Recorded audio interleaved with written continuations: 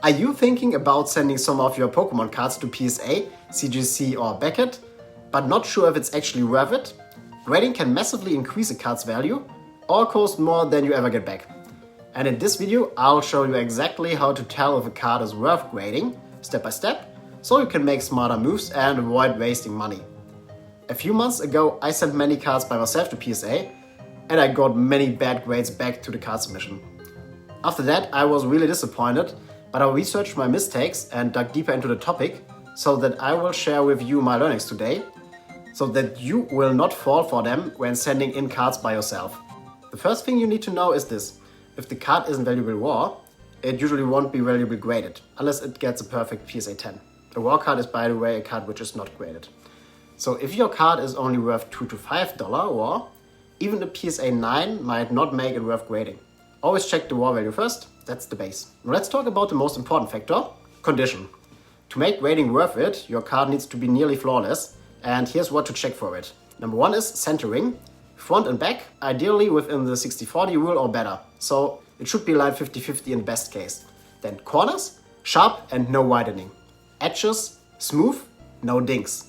Surface, no scratches, dents, hollow fold lines or print defects. And here's a tip: use a magnifying glass, a phone flashlight or even a black light to catch tiny flaws you might not see with the naked eye. Even a small surface scratch or a tiny dent can turn a PSA 10 into a PSA 7 or 8 instantly, and this was also my mistake on most cards I submitted. The corners have very light or minor imperfections, which prevented them from getting a PSA 10. Another big thing people overlook is grading probability. Look up the PSA population report for your card, and if 80% of cards submitted gets a PSA 10, your odds are very good. And if only 20 to 30% gets a 10, you're taking a much bigger risk. Also think about supply and demand. If there are thousands of PSA 10s already, their price might not hold, but if PSA 10s are still rare, they usually stay stronger.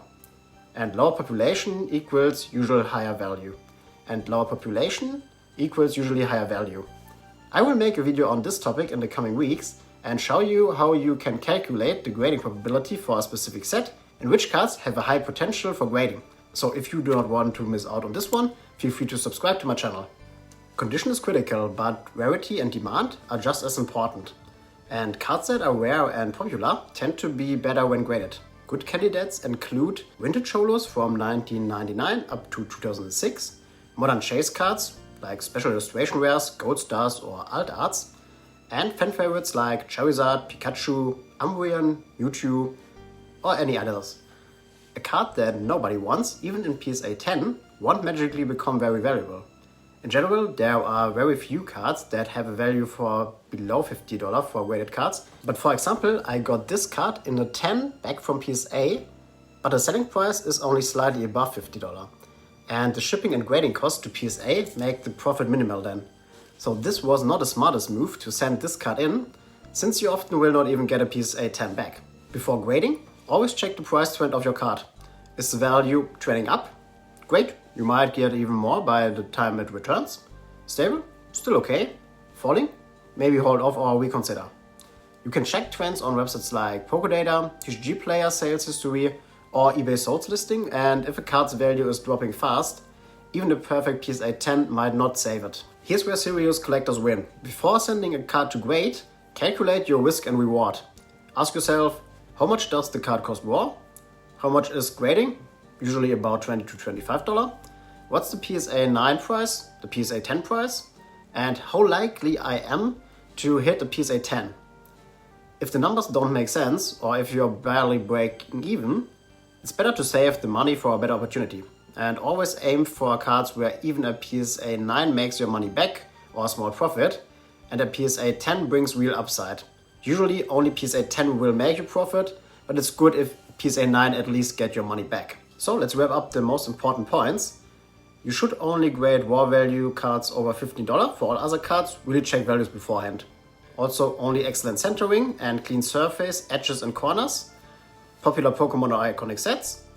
The price trend is stable or rising. And high grading probability, look at the PSA pops. If you can check all these boxes, congrats, you probably found a strong grading candidate. Pokemon cards can be super rewarding if you know what you're doing.